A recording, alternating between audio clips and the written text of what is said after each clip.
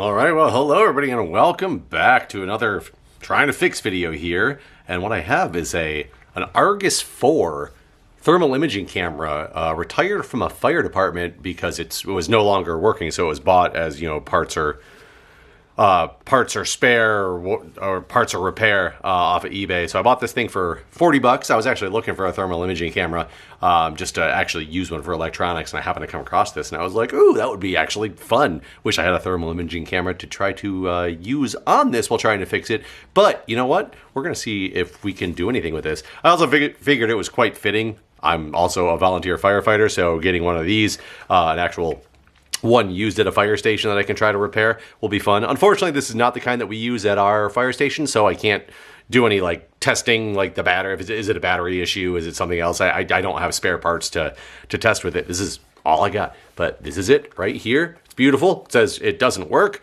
They also said they shipped it with the battery, even though there's no way to charge the battery. So it has the battery. This is the battery here. I have tried to look at this thing just a little bit, noticing this is the power button. There's only one button on this thing. These models apparently have different options that you can get with them. Like some models can have a zoom button. Some can have, I don't know if this is a capture or save button or a different button on them, but this one is very basic model with just power. And as you can see, nothing happens. I'm sure that the battery is dead. I have actually taken the battery out, and that's as far as I got. I took the battery out, I did some readings on the battery, and I tried to open it up to look inside because I wanted to get down to where the charging area is to see if there's a way to just charge it without the official charger so I could test to see if it's a battery problem. And that's kind of where I stopped. But I will pop this battery off and show you. There we go. So this is the battery. And it's interesting because on the top here, I think there's an external way to charge it. There's 3 pins, and I'm betting this whole unit will sit in a charger somewhere. I have a charger that attaches to here is my guess. But you can also take the batteries out and charge it. And I actually got a little concerned and nervous when I saw how many battery terminals there are on this thing. If you can see, there's 2 rows of 5 pins. So there's 10 different pins that mate up with a 10-pin pogo connector series here. And I don't know what all the pins do, what all information goes to and from the battery between the unit and the battery. So it's a little bit more than just a positive and negative going to it. There's a lot more going on with it, and I don't know all the ins and outs of how these things work. So it's going to be more of a challenge because it's just not as straightforward. But one thing that we can do is look at here with a multimeter is on voltage DC. And I have looked these batteries up to see they're very expensive. They're like $100 or $150 to even have a battery reconditioned. And I'm sure that that's standard for the industry. I know it is for our fire department. We have services that come out and do the battery reconditioning for our radios and our or every so often you can send them out to get reconditioned for the radios and for the TICs and things like that. Also, when you charge them, it goes through a conditioning mode at some point. I'm not a battery expert, so I don't know all the steps that are involved in that, but they are more hardcore for when they're meant to be used in the field, like in firefighting. You kind of need something reliable, so it's a lot more complex than simple electronics. But if I go to voltage DC here, and I was going across these pins, and the only place I found voltage at was this pin here, connected to the pin next to it, is I'm getting a volt out of this thing right now, if you can see that. And as well next to it, I'm also getting 1 volt. So I'm assuming those are 2 ground planes. Let me actually just make sure that they're connected. Oh, wrong mode. Oh, interesting. They're actually not internally connected, these 2 points. Are any of these points connected? Is any of these grounds connected to anything?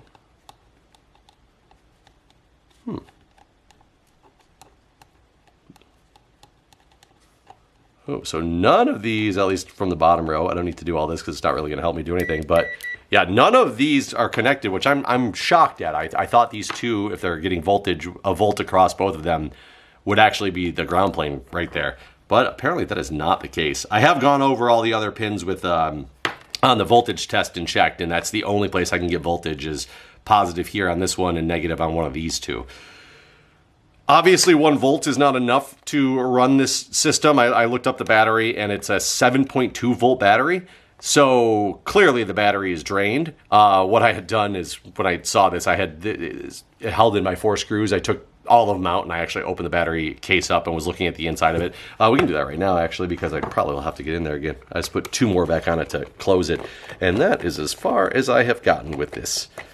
So it was corroded and a little dirty on the inside, so I cleaned it off with some alcohol so it's not as nasty looking, but still got a lot of dust in there.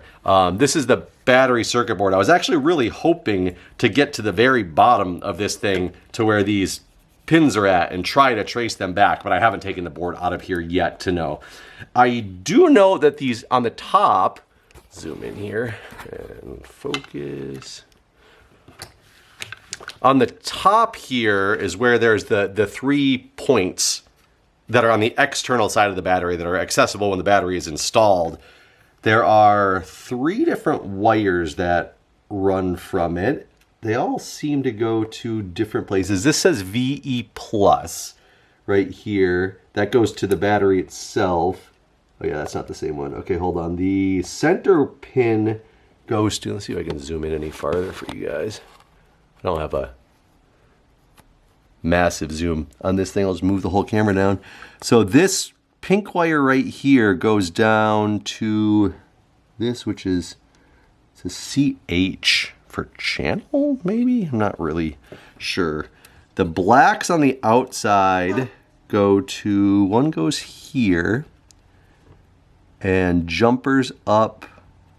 Oh, it looks like it jumpers up to follow this other one, but that's under the battery pack. I can't tell if they're connected to the exact same spot or not. Let's actually test and see if those 2 grounds are connected. Well, what I'm assuming are grounds. It's got super glue all over it. I might have to remove it. They do not seem to be continuity with each other here. Yeah, I can get through the outside. So yeah, they are not in connection with each other. Let's check voltage on these. So nothing. Oh no, there we go. We got a volt going between the outside and the center pin, but it is a negative volt, so center pin positive. So yeah, that does look like it's a ground. Let's do that again. Yeah, there we go. That's the 1 volt. The same reading as I was getting from the terminals on the underside of this.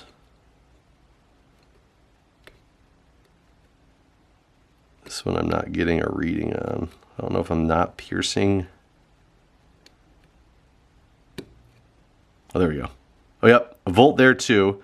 Maybe I didn't have it. No, they're definitely not. They're not connected together. There's no continuity through those 2, but I am getting, again, a volt between center positive and both the exterior negative sides. Let's come back to this battery, though. Let's zoom back out. Let's try some other things before we get really messing into the battery side of the world, such as to see if there's a way, because I don't even know if this thing has life. I don't know what's wrong with it. So it could be anything. It could have nothing to do with the battery. It could be a bunch of internal problems with this. It doesn't turn on, so I have no idea what the actual issue is. So I guess, knowing that, again, on this, we have, let me verify, the voltages are between this, there's a volt, there's a volt. So positive here, and one of those 2 is negatives. Let's see where this mates into this. So the battery goes down like that. It's going to be those 2 pins. So it'll be, this pin is positive, and this pin next to it as negative.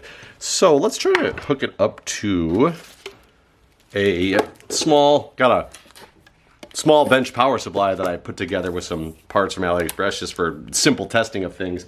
So let me get this thing, let's get this thing set up at, I don't even know how all the buttons work on this yet. How do we do this? No, that wasn't it. There we go. Let's just start with about 5 volts in this thing and see. There we go. Okay, set to 5 volts. We'll set it to a 5 volt output.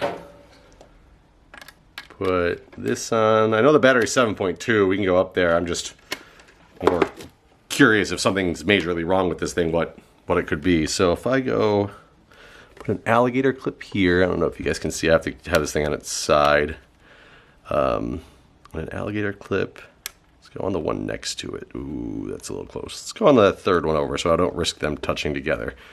Okay, and make sure I'm outputting power now. Yep, 5 volts are going into the unit. Can I turn this? And let's see.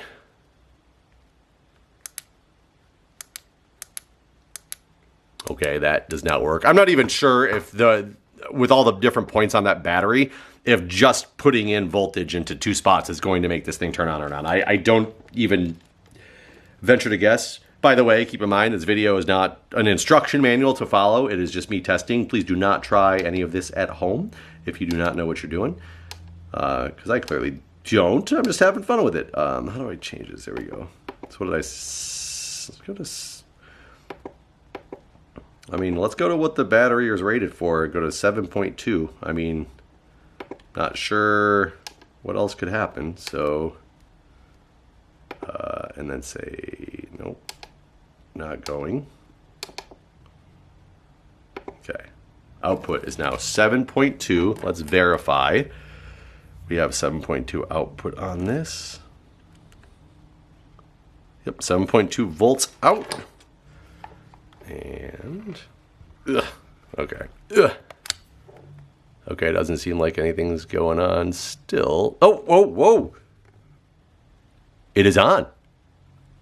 All right. Okay, so the unit is functional. Is this a battery issue? Obviously it's saying the battery is problematic because, let me zoom this up a little bit, because there's no battery actually connected right now. So I don't know if it's trying to charge a battery that doesn't exist. I'm not really sure. Oh, I guess it wouldn't be trying to charge. It's not hooked up to anything. What am I seeing on the screen though? Oh wait, okay, there is something coming through the screen. There's my hand being shown. This does not have... Oh, I'm got a bad angle of it too. Ugh, I need to stand up so I can see it at the same angle that the camera can see it at. See if... Okay, there we go, there we go. There's part of my office. I can see some hot spots on computers over there. This is not... I don't know if you guys can... how well that can be seen. Let me see if I can turn the camera a little bit. There we go. I got some hot spots over there. I don't see any number display, which is odd. I would guess that I would have something telling me the temperature of this. It does not appear to be a touch screen. And there's no other buttons on this besides the power button. Hitting the power button doesn't do anything. Is there a menu? Nope, just shut down. Okay. Turn it back on. Okay. Comes on. I need to get something hot, like over here, so I can, or something of different temperatures, so maybe you can see more on the screen, because right now it's just pointing at my desk because of the way the camera setup is to see it. Putting it up. So it definitely gets a hot spot on my hand for a minute, but it doesn't tell me anything about it. This will not be nearly as good for electronics testing. That's not what they're meant for. I was just going to use it for that if it works. I know the one we have at my fire station, it has a temperature Fahrenheit in one of the corners, and there's a little circle in the middle that you can point it at, and then it gives you like a range and even shows like date and time and things like that at the top. I have no idea if this just doesn't do that or if there's a way to program it to do that. I also don't, the scale is kind of weird on the side. If you can see it, it goes down from black, which I'm assuming is cold, all the way up to, you know, this yellow and red up here, which is, I'm sure means hot, but I don't know, does the scale adjust based on what it sees? Is it always just, it's going to be black and gray all the way up until almost near the top of the scale, and it's just going to show you basically where there's fire, which, you know, that's the intent of these on a fire unit, but that's not the same way that ours works. We have a couple of them. We have a big handheld one like this. It's similar to this. It's not the same brand. And then we have a smaller one that we can keep with us. It's actually about the size of this battery that you can clip to the front of your vest. That's more of a, it's not as bulky of a commercial product, but it gives you more mobility to take it in places easier if you left the main one in the unit, and you can have two different people going around with two different ones at the same time. But they have a lot more features than this. I'm going to let's try before I do anything else. Let me turn the power off. Okay, so since I don't know if these ground planes are not connected, is it possible that different sensors and things within the unit are powered from different parts of the battery pack? And maybe I'm not getting readings or numbers or different scales because those sensors or whatever they are not configured to work. So they're not getting power right now. So if I moved this ground to this closer pogo pin, does it change anything? Since I've determined that there's no continuity between them, would it share a positive and have different ground planes that run different components? I don't know the answer to that. Let's turn the power back on. After moving that, I'm trying to be very careful because I don't want these banana clips to short together. Okay, so when I try to power it up now, I am not getting a response. Are we still connected? We are still connected, and they're not bridged. But yeah, the unit is not coming on like this.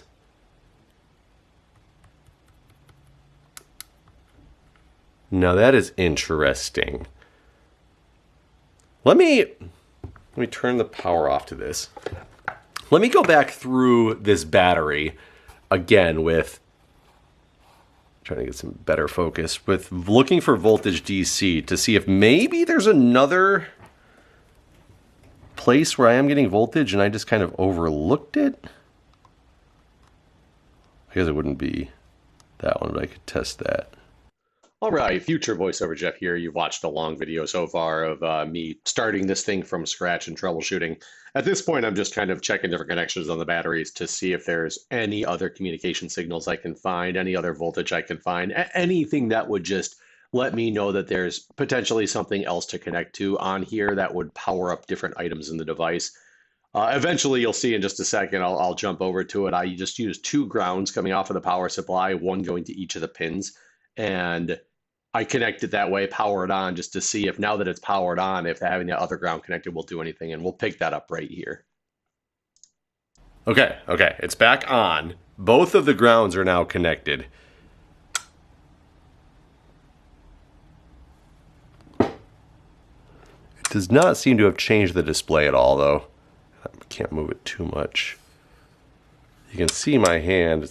Yeah, you can see it looks to be functioning exactly the same as it was before, and both of the grounds now are grounded. So I think my theory that maybe things were not on that otherwise would have been on is not at least doing anything to the display side. It doesn't mean it's not true, but nothing's happening on the display side. Let me go to the manual of this and see if I can figure out if there's configurations that you can do on this. If there's some way to... Okay, so interestingly, I did look up the manual online, and it's here on my phone, and I know the image is probably flipped from before because I like to show it the other way, but I have to show this thing right side up so you can actually see it. If I zoom in here on the manual, you can see that picture that comes with it. Granted, it does have those extra buttons, but it does show temperature, a different sensor, or that's the battery, It is grayscale sensor there, but it does have date, time. So there's a lot more stuff on the screen in the manual. And as I was scrolling through it, it does get to a spot, here we go, where it says there's a menu control function. And some of the features can be used to adjust the sensor that need to connect to a laptop or PC, which I don't even know how to connect it to a laptop or PC because I don't have a station. Oh, you know what? I wonder if there's a docking station that you use to connect this thing up. And there's no way, because I haven't seen a USB port or anything on this. But it also says that there's a remote that goes with it on the button remote. The exact design of the remote control may vary over time, but the camera will work with most standard Philips TV remote controls. So there's a button remote menu and a IR remote menu. So I'm assuming the button remote means you can do, to enter the menu using the remote control, press the on-off button on the remote. To enter the menu using the camera buttons, press the center on-off button on the camera for 3 seconds. Didn't I try that? Okay, well, let's try that. But if that doesn't work, I went and gathered a bunch of remotes from around my house. And granted, I don't have a Philips remote that it says would work. I'm hoping that they're standard enough for something else to work. So wait, let me try this thing again. Power to it. Let's turn it on. Here. 1, 2, 3. No. 1, 2, 3. 1, 2, 3, 4. Oh, that went into shutdown mode. So that didn't seem to work. If you hear that clicking that's happening, I did also read in the manual that it's something to do with the shutter and having to like clear the landscape every so often for when it changes. You'll hear the shutter click. So that's apparently normal, I think. But let's see. I don't have batteries in all these remotes, but I do have one remote that takes AA batteries and one remote that takes AAA batteries, so I can swap between all these different remotes. I'm not sure where the IR sensor is, though, either. It says to press the on-off button, so we're just going to try a slew of remotes that I have around. Okay, everybody. So, it's been a few weeks since I actually have been recording anything on this. I've been doing some things with it to the side because I haven't really had that much success yet. Obviously, as you can see where we left off, I got power ported right into it from a bench power supply, and it turns on and it functions. I have it apart right now, so you'll see some pieces are missing on this thing. But what I did find is, as I said, this thing is supposed to work with a Philips remote. Standard Philips TV remote, it says most TV remotes will work on this, most Philips TV remotes. I have this old DirecTV remote control that we don't use anymore, but it's a programmable remote. So I programmed it to some Philips codes, and while I can't get into a full-fledged menu system, what I did find is if I hit like the on button, you'll see I get this message on the screen that says heat triggered red. And from here, if I scroll with the volume, I can change the picture color and the way that this thing works. So this is like a full color mode. I know it's kind of hard to see on the camera. A half color mode. More of a soft mode. So I can go through these different modes, which is great. When you see hot things, they become different colors depending on the way you want to actually look at them. However, my whole goal of using this is to be able to have like a temperature, scale right on it. Tell me what I'm pointing to and what the temperature of that thing is. I have not found any other button combinations that work on this remote. I've even gone out and purchased a Philips remote for smart TVs, thinking that would work. I bought another Philips universal remote control. I tried any remotes that I could find. A couple Philips codes again on this one will let me basically change the exact menu that my DirecTV remote will, but nothing else will work. So I don't know if it's some way that they've programmed this from the beginning that locks you out of the menu. So I have a couple things I'm going to try now. I want to hook this thing up to my computer. I got the software for this. Granted, it's very old software and it's not supported anymore. And there is a way to hook this up to the computer via USB. But apparently that takes a special battery that has some ports built on it. I think one of them is like an Ethernet port that you're supposed to hook it up to. One of them is like a USB connection. They're very expensive, a couple $100 just for the battery that does that.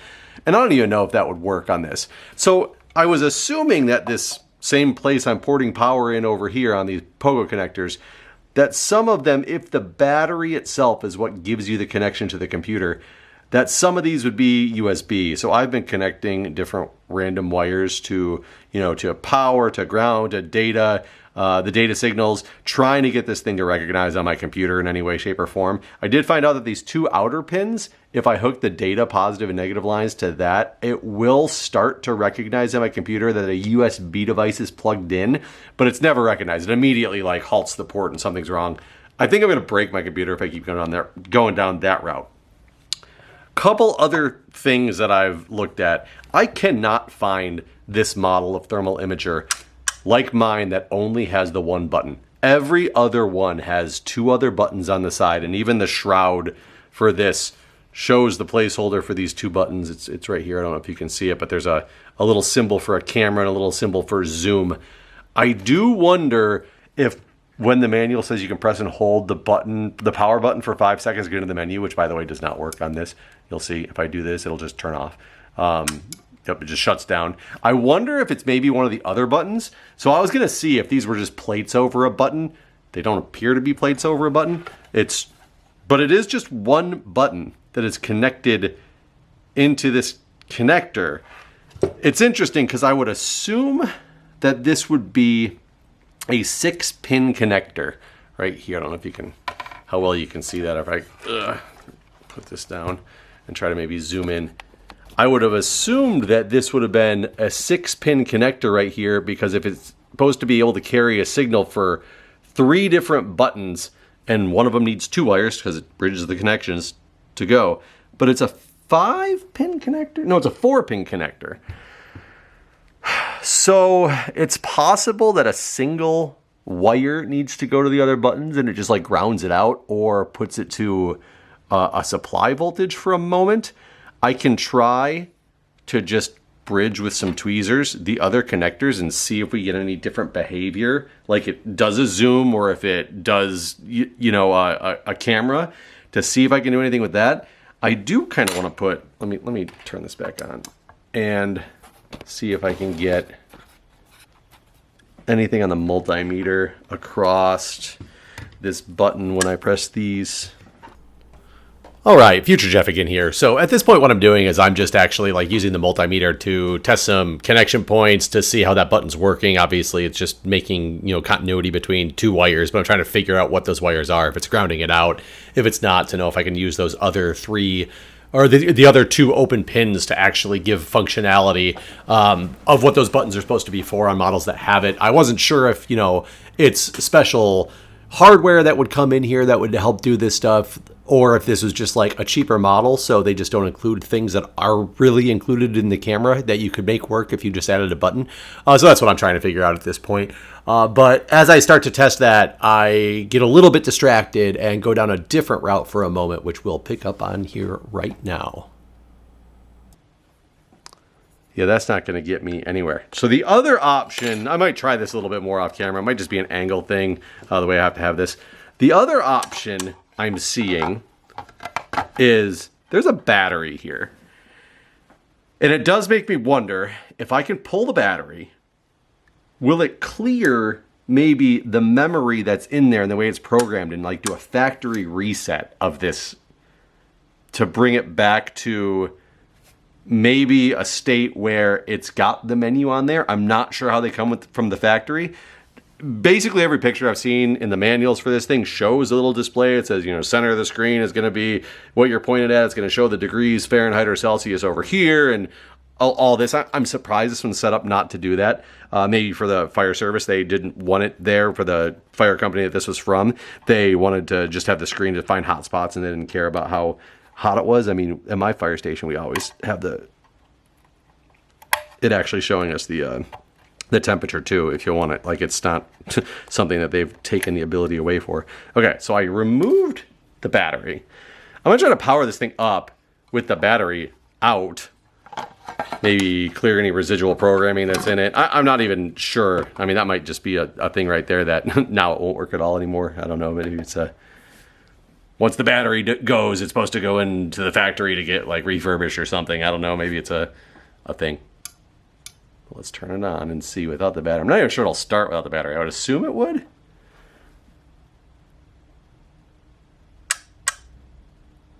Okay, it looks the exact same. So without the battery, it didn't seem to take it into some reset mode, which is unfortunate. I mean, there might be other batteries. I didn't take all the circuit boards out of this. What else can I try? So sadly, it wasn't as easy as just taking out the battery. I keep messing around with this thing for a little bit to see what I can do, and I start probing on the wires with the tweezers to bridge connections to see if we can make any progress. Granted, this isn't going to really help me get the displays on the camera that I want, but it's just, while I'm here, why not check it out and see what happens. Oh, there's... Hold on. I did something. There's a symbol. I didn't just bridge the last two of the 4-pin connector. What I did was I bridged from the front over to the third one. I don't know what that symbol means. I'd have to go back to the manual. But wait a minute, we're getting somewhere. Oh, wait. I got really excited. Okay, that does explain to me why it is only a 4-pin connector for this, because it's just re-bridging contacts either to ground or to positive. I'm not sure what this line is. But this does kind of prove my point that the other buttons do seem to work. Yeah, look, it's taking pictures. So that's the picture button. So bridging between this first contact and the last contact is taking pictures, and bridging between the first contact and the third contact put up whatever that button is, which is probably zoom, I would guess. I mean, I can't really tell. It doesn't look zoomed in. I need to look at the manual and see what that symbol means. But yeah, so the circuit board is designed to have all 3 buttons. They just don't have all 3 buttons in it. So I could add those buttons and plug them in, but if they might not be helpful to me. Do the center too. I'm also trying to press and hold for like 5 seconds on each of the possible combinations to see if it brings up the menu. No. Okay, that's annoying. I mean, I'm trying to see if it's zoomed any differently or not. But unfortunately, I mean, this just doesn't seem to have gotten me any closer to what I need, but There's that symbol again. Now, it doesn't seem to be like zoomed or anything. Let me look up what that symbol means in the manual, and I'll be right back. Well, strangely enough, I cannot find information about what that symbol means. However, many of the pictures of this are shown with this symbol, just nothing says what it is. When you do the camera function, it does say that it's supposed to display that camera picture for a few seconds and how many of the 100 images that you're allowed to store on here you have. And it says when you hit the other button, which is the zoom button, it's supposed to show a magnifying glass. Right here is where it's supposed to show the temperature. The magnifying glass icon is supposed to be here. So I have no idea what this is for. However, I did just reread the instructions about how you're supposed to access the menu, and it really does say to press the center on-off button for 3 seconds and the menu should appear. I don't know why I am unable to do that, if that's somehow a locked out function. I just don't get it. I'm also confused at why I can't get the actual just zoom button to turn on. So I mess around with this for a little while longer and then decide to just take it to the next step and start opening this thing up and look at the circuit board a little bit more specifically to see if there's any options on there that I can utilize to do anything with like resetting the camera, factory settings, or if there's obviously missing sensors or anything like that, to try to figure out what options I have with this. Okay, well okay, this is interesting. So this will get me more information on, let me turn on a light here.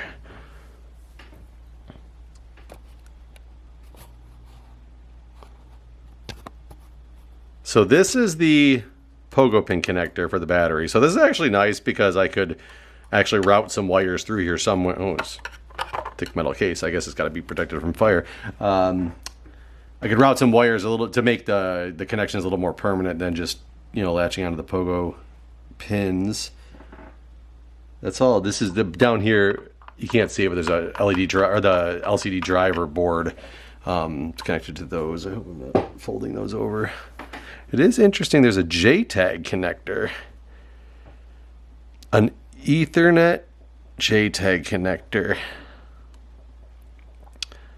Oh, I was going to say there's other connectors, but they actually have to marry up to that part of the board. This one does not. That's an FPGA JTAG connector. I don't know enough about JTAG connectors to mess with that. There's a couple other connection port. USB. Look at that. USB. A 4-pin USB right here.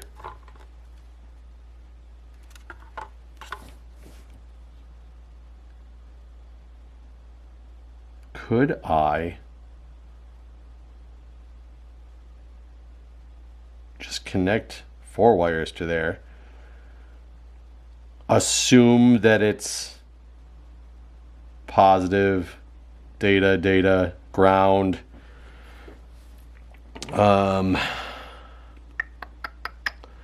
That's worth experimenting with. I'm trying to see if there's any jumpers or anything that will just allow me to also do a factory reset on it. I don't see any jumpers. That's for an ambient temperature sensor, it says. Surprised this doesn't have one of those. Yeah, because it wouldn't, there's nothing to connect it to over there for an ambient temperature sensor. It looks like there's a post here and a post here. Oh, is this what the USB would be for? Yeah, because it looks like kind of like where the buttons would go on the back that don't exist on this. That there's holes and mounts ready for 2 items, and I bet you this one up here is for the ambient temperature sensor, because when this is flipped over, it would be. Oh, you probably couldn't even see that. It would be lined up to that, and this one, I wonder if it's for USB. And we don't have the USB on there now. So if I turn this over. Do I have 4 good points to go to on this? 1, 2, 3, 4. 1, 2, 3, 4-ish. Trying to think of the best way to connect into these pins. It's weird because the pins are directly underneath this. It looks like the pins actually line up to the 4 legs of this chip. Not just judging by where they're at on the board. Looks like these bottom 4 chip pieces. So let me look, see if I can figure out what this chip is. See if that's a USB chip.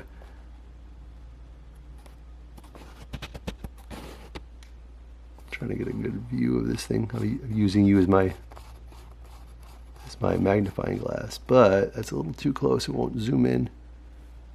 I cannot read that enough.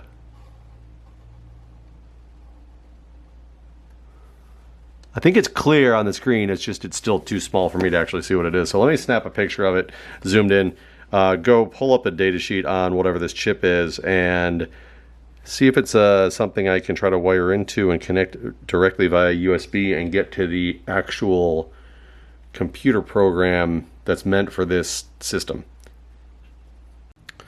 Okay, so not my greatest work, but I did do a continuity check and realize that it's both actually the top and the bottom of this chip where the pins go to. And it's interesting, it's the data sheet for this chip says it's some type of a power application to ensure sensitive voltages for different connections like RS-232, USB, etc. So it's not directly the USB chip, but it has to do with the USB interface. So I looked up the wiring, and it's supposed to be VCC, then intake or in and out 1, in and out 2, and then your ground on the side of the chip. It's supposed to have a little marking on this chip, which amazingly doesn't have to show which direction it's supposed to be around. So I also did continuity and found out that the bottom where the black is connected to must be the ground because it's got continuity to the case. So I'm assuming that that's the ground. I just hooked this up like this now because this is a USB cable. I have soldered to it. Shoop. This is the other end. I'm going to take it over to my computer and see what happens when I plug this thing in. Well, I plugged this in just a second ago, and you guys actually missed it. It recognized it. A little item came up and said it was an Argus thermal camera, and I opened up the software, and it says its camera is connected. I actually turned my USB off to it. I unplugged it, but it still says it's connected, so I'm going to turn it back on. I'm not sure. So can I show those pictures that I just requested from the camera? Show. Request confirmed by the camera. I don't know what that means. So it's got images. Request connect. Okay, let's turn this thing off. Actually, let me turn this all the way off since I had turned off the USB port. It's a USB extender that has like little buttons you can turn it on and off. And I turned it off so I could hopefully capture it when we came back in. Okay, there we go. I unplugged the whole camera. I powered it completely down, and you just heard the dingy sound that it did disconnect. So let's plug it back in. I'm going to have to use tweezers to turn this thing on. Granted, I don't have the CMOS battery in here still. I know you can't see the camera itself, but I don't have the battery in here still. So if I do get it to start making changes, that'll be interesting. Where did the software go? I closed it. Okay. Let me turn it on. So it should recognize the camera's there. Let's look at the Argus software and see what it says. Yes, here we go. Camera connected. It says connected. It was connected before. Let's request performed by the camera. I don't know what this means. I think it's supposed to be showing me images, and it's not actually showing me the images that are there. Granted, it might not truly have images on it because it's not there. I thought this software was supposed to do more than images, though. I thought it was supposed to change customization settings. Here we go. Oh, why can't I click these? Oh, no, why? Zoom features disabled. Okay, that would explain that. Let's undisable it. Let's do a US date format. I don't want a custom splash. Maybe it's possible that this camera doesn't have those options, and that's why I can't. These boxes are grayed out, so I can't click on them. There's an IP address to it. Interesting. Reset. I updated the defaults.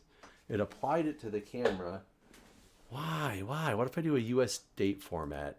I'm looking at the camera itself while I save that to the camera. It says it received it. So it is connected and it is communicating.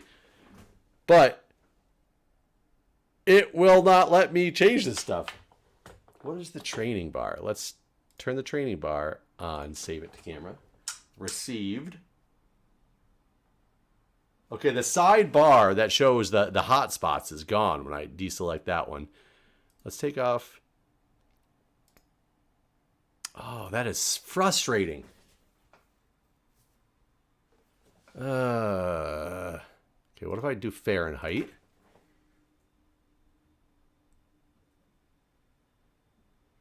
So is it possible this model of camera just doesn't actually have the options that I want, and that's why maybe these Philips remotes I'm getting that I can get to scroll the ambient sensors doesn't work? Why would this not be able to do that? Okay, well, the USB works, which is fantastic, except granted, I can't seem to capture anything. All right, Future Jeff here again. So at this point, like, I'm very confused at, some of the items and why some of them are able to be selected and others aren't. Now, some of them make sense. Ambient temperature sensor, as we were just looking at the camera, there looks like there's a spot for an ambient temperature sensor that does not exist. So I get why that wouldn't be a selectable thing. Spot temperature sensor is really the thing I'm talking about that I want. I want to have a spot temperature sensor that tells me what the middle of the screen that I'm aiming at, what is that temperature. I don't know if that's a piece of hardware. I didn't see any connectors on the board for a spot temperature sensor, only for an ambient temperature sensor. But obviously I can't select that either. What gets a little bit confusing is that you saw that I hit the training bar button. I turned it off, and it took away that little side screen on the right side of the screen that had the different, colored temperature ranges depending on what mode I was in. And so it's clearly accepting commands from the software to the camera, because it's turning it on and off when I click that button. Now, what's confusing is there's something on here like the date and time is not something that is selectable, but that is clearly not a piece of hardware that goes in the camera to turn the date and time on. But then you have the option, I can do US date format, which is in there in a selectable thing. Maybe that's for the pictures, and it stamps the pictures and you can get them off of there. So that I could maybe understand. But then there's temperature units. What's the point of putting it between Fahrenheit and Celsius? And why is that selectable if it's never displayed anywhere or put on anything? So I'm confused at the options that I have to be able to mess with, and why some of them are allowing me to change them and why others aren't allowing me to change them. I will state that I was messing with this off camera, and I did find the mode. I just had to hit different buttons to get down to the fact where I could pull those images that I had taken off the camera and see them on the screen. There's actually even a way to virtually view the camera itself through the computer, so I could be pointing it somewhere in the room and it would show up on the screen in the middle of that the Argus software. So those do work. So that means the camera functionality does work. I never tested actually undisabling the zoom and seeing if clicking that button would make the zoom happen. I would bet it would, but I haven't tested that as of the recording of this video because that wasn't my main intent of this anyway. But I'm just walking through some of my thought process as I'm looking at this that I wasn't articulating very well at the time, and why I keep digging down different rabbit holes to try to figure out if there's any way to get what I want, because I'm just still very confused. Why let me change Celsius and Fahrenheit if it doesn't matter, if it's never going to be displayed anywhere? It's not on the display, it's not on the pictures. I don't get it. But that's where we pick up. The screen is very dark. Let me dig around in this thing for a little bit and see if I can do anything else. God, no date and time. Oh, maybe I can't do this without the battery. Let me shut it all down, put the battery back in. Maybe that's a problem. Oh, well, this is extremely annoying. So I found an option to look at the camera, the status report. Yeah, here we go. And it pulls up information that it's got from the camera. And this is a bunch of, current items that are there. It actually does show, max humidity level it's ever had, the humidity reading now. So it's got a humidity sensor in there, how long the camera's run for, ambient temperature now. It's negative 58, but that's because there's no temperature sensor hooked up to it, I'm sure. The internal temperatures, it's got all these temperature readings to show that it has the ability to do temperatures.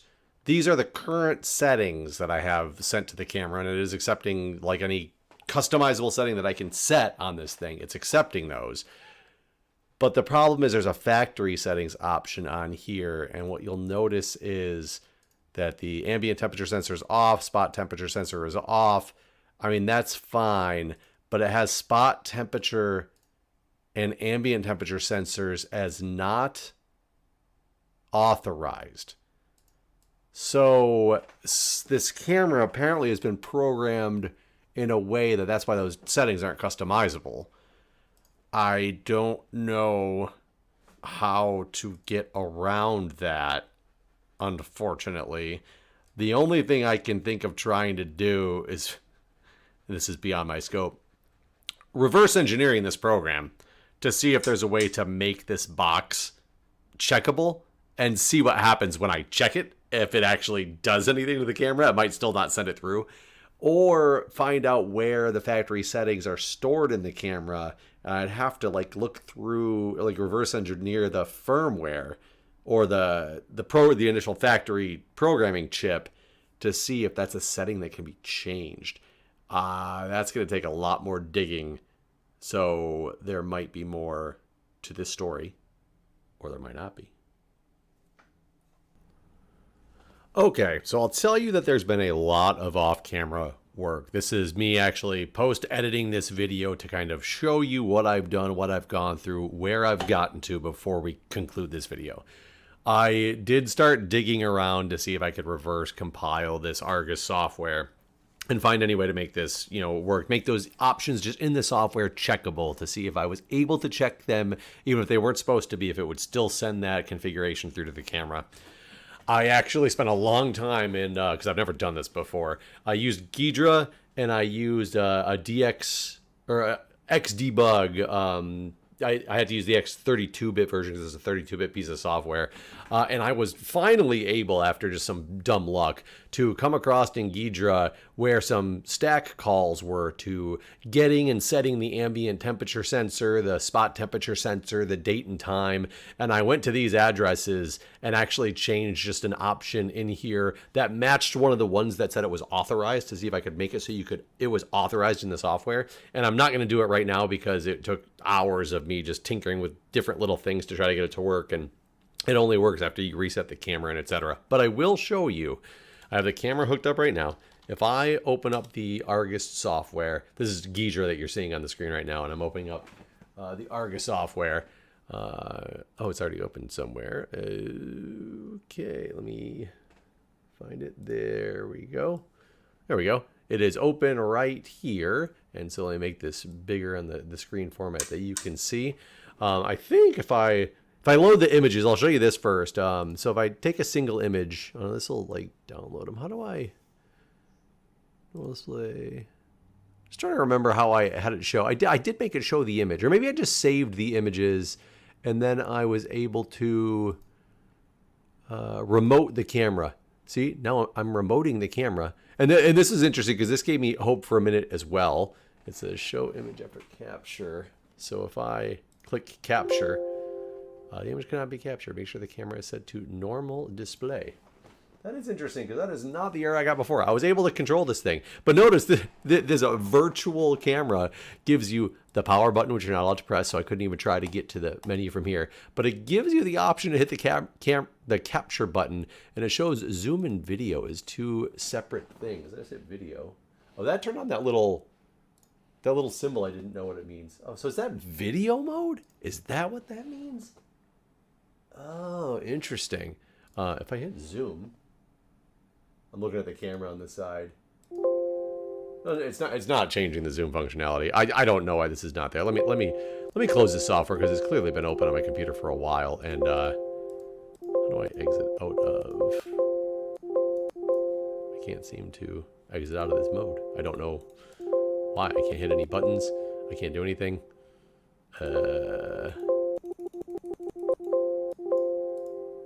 Okay, I can get back to there. That was me snipping some code to look at some things there. Where is my?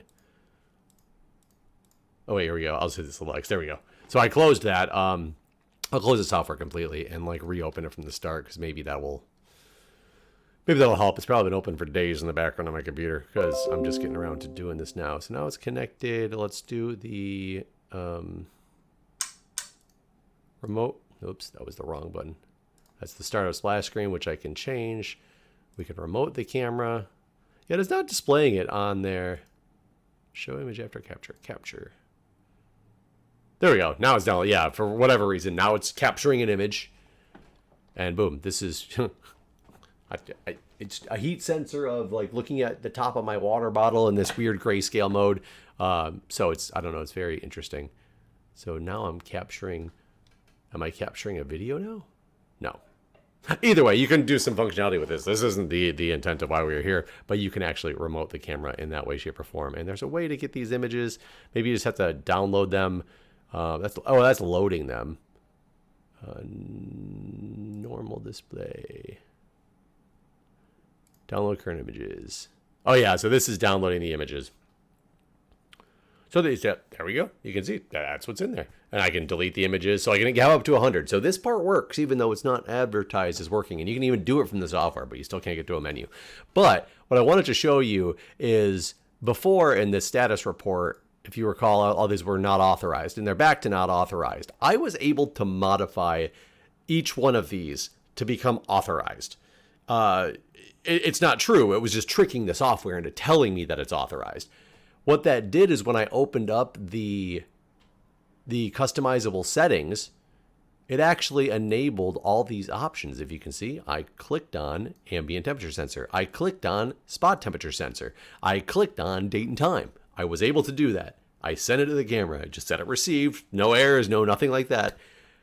And then I stopped the debugger, and now I don't have access to it again because I'd have to go re-input those memory addresses to get things changed to allow me to do this. What it showed me is I could manipulate the software. I could update it. It didn't work. What's weird is it might have worked in a way, because now I just closed and reloaded the software. I've turned off and turned on the camera. It's receiving information saying that these items are checked. And I find that very interesting because it didn't just not go across the interface, it doesn't sound. It sounds like it actually did send that. It probably did update that. And that's why it's coming back showing that it's checked, even though I don't have the ability to uncheck it because it's not authorized to do so. But I do think it might have saved the setting in there, which would make me think that means it's more on the hardware side that it can't do some of this stuff. So let's see if can I check the status info currently or the custom settings right now? Yeah, so it's showing me in the settings when it pulls out. A lot of these had off before. Now they do say on. So it truly does think these are on, such as the date format, the auto sensitivity mode, the spot temperature sensor, the ambient temperature sensor. Those are on. So it really did send that across to the camera. So that was actually successful. It just doesn't show it still. Where I'm still confused, though, is you can't tell me, and I would get it if there's no ambient temperature sensor in there. We know that. I get why that's nothing showing. I didn't see a spot for a spot temperature sensor. Okay, but even given that, date and time, this is on. It's not on the display. I can guarantee to you, I'm looking at it. It's the exact same display we've looked at the whole time. I'm looking at it again to make sure there's nothing crazy going on. It is just not there. I can't imagine what would be stopping it if it knows that it's on and it's telling me it's on, unless of course it's this not authorized value is still like overriding things and not letting something display. Granted, there's no, date and time is even not authorized. When I did manipulate the software and made it say authorized, it was still not on the display. I can guarantee you that it wasn't there. But it baffles me on some of these. Like, again, I get it with the sensors. If they're a piece of hardware and they're not actually there, I can't make it display an accurate reading for something that doesn't exist. But date and time does not make sense to me. Now it does say zoom is authorized, though. I am curious if I can get the zoom function to work. I would have to... I need my tweezers real quick. Hang on.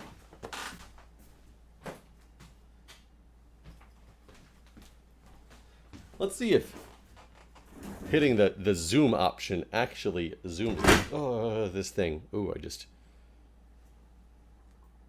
was pretty rough way I turned it over, but does not appear to have hurt anything. Let me take a look.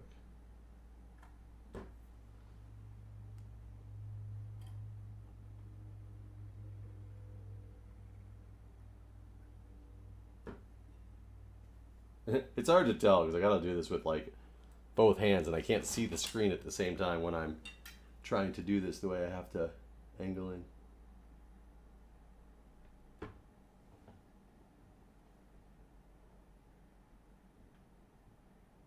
Let's capture another image.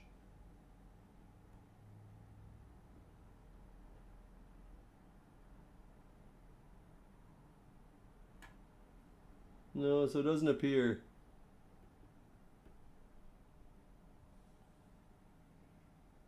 I can capture images. Still can't get it to zoom though. So it is definitely possible that the fact that these are not authorized is really just not allowing it to show, even if it's on in the software and in the settings, because the settings say that they're on. Sadly, I'm gonna have to end this here because I don't know how to mess with these JTAG connectors. Maybe somebody does. I don't know why there's multiple JTAG connectors, because there's one for the FPGA, there's one for the Ethernet, there's one for something else I can't remember off the top of my head. It's on the other side of the board. I can't pick it up and put it in there. But This is a very long video. This was a lot of work, a lot of fun. I'm glad I got to do this. I hope this is not the end of this journey because I want to get this camera in the shape that I want it in to be able to use it. So I don't know if anybody has any suggestions for what to do. Obviously not for the ambient temperature sensor unless you buy one and then plug it in, and then I'd have to see if it works. What we've learned is I can connect it to USB. I can use the camera capture function even though it wasn't part of this camera in the first place. And that's all I got so far. I got a pretty display that'll tell me things that are hotter than other things, just not necessarily how hot they are. So it might not be as good for electronic circuit tracing that I wanted it to be for. But either way, I mean, if there's ever a fire in my basement, I can run it down there, and granted, it doesn't have a battery. I had to take a power supply with me. And I can look and see if it's behind the wall somewhere, you know? Either way, this is a fun endeavor.